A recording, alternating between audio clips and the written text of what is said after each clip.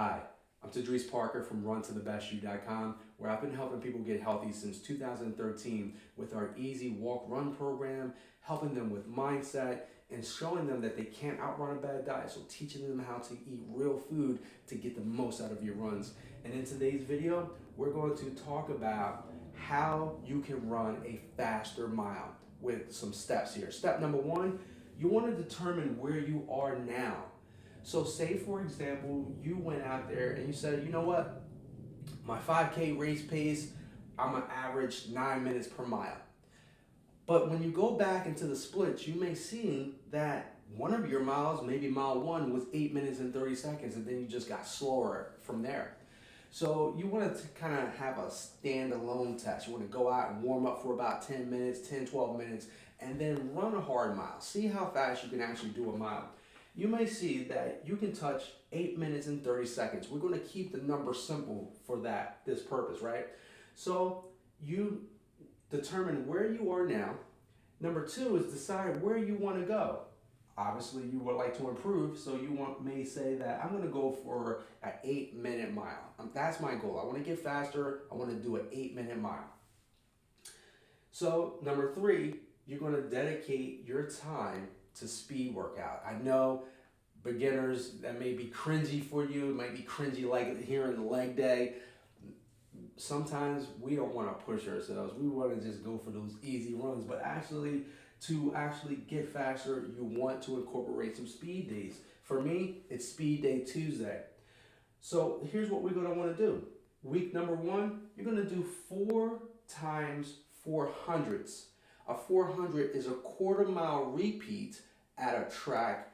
You might go to your high school track. You may go to the university. We live near a university, so I go there. The inside lane, 4 times around, is a mile. That is a 400. So if you use Garmin, Nike, app, different things like that, if you ran on the street, the GPS could be off here and there. So I like to take my Apple Watch, use the Nike Run Club, I put it on speed. If you have questions about that, I did a video earlier explaining how to use the Nike Run Club for your speed drills.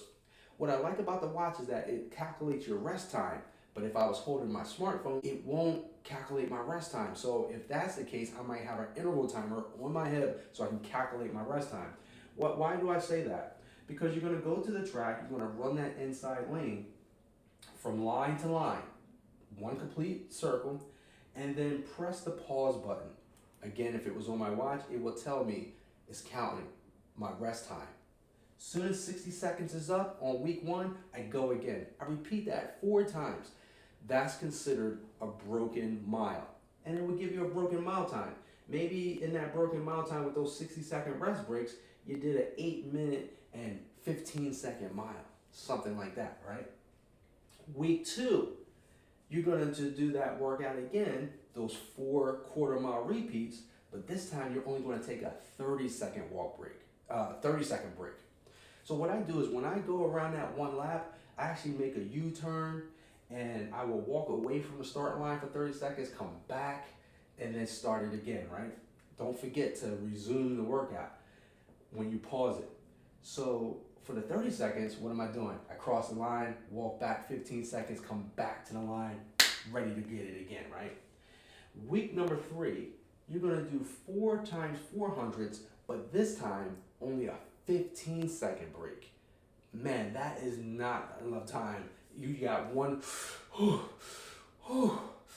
and it's time to go again. Probably 2 or 3 breaths. So what I do is I cross that line and I make a real short U-turn to get right back on the line, 15 seconds. Again, I keep saying go back on the line because I've tried it where I ran through the line and I walked the 30 seconds or something, and now you got to remember exactly where you started so that you remember where to stop. Just keep it simple, stay on the line, okay? Week number 4, you will do what they call a descending mile straight. So you will do, you will run your mile straight, but you're going to pace yourself because you're going for that 8-minute mile. You will try to go that first lap maybe at 2:05 pace. The second lap you would do 2 minutes.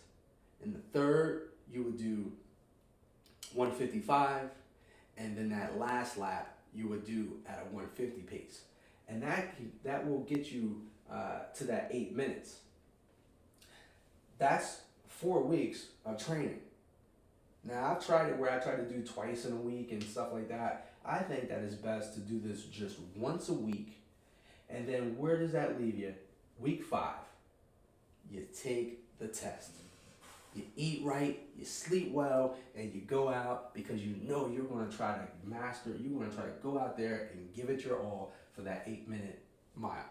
And so once again, you want to get out there, you want to do a slow 10, 12-minute jog.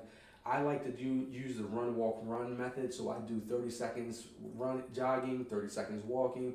Then after that, I do a couple of drills where I would do maybe 30 seconds of sprinting, 30 seconds of walking, catch my breath, do that several times. Then I would do a run, walk, sprint, 15 seconds apiece, something like that. Then I go off to the side, do my leg swings, do my knee pulls, stretch out my calves, get my lower back going, stretch out, roll the shoulders out, really get, because we run with our shoulders too, all right? Do all that, get my breath, get to the line, flash. I got this. And so right now, I am actually going for a sub 7-minute mile. Last but not least, another strategy to really help you get your fastest mile time. I kept the numbers here simple so that we can easily see what you want to do. In order to get an 8-minute per mile, you need to do 2 minutes per lap and work on getting that. Another thing that we want to do doesn't have to do with running. It has to do with our food choices. And so we can't outrun a bad diet. If we have a diet that is full of sugar, grains, things that causes inflammation, you're not going to be able to flow around that track if you got inflammation in your shoulders or your knees or your ankles.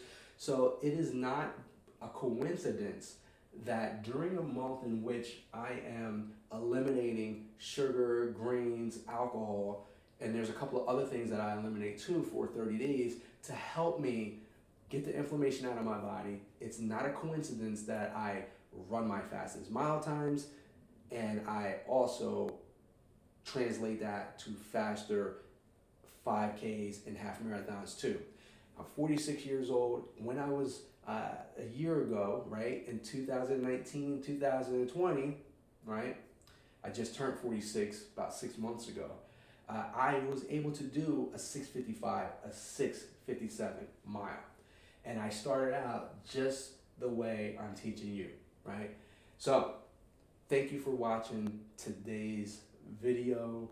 Please comment below if you're looking for a coach that can help guide you from point A to point B.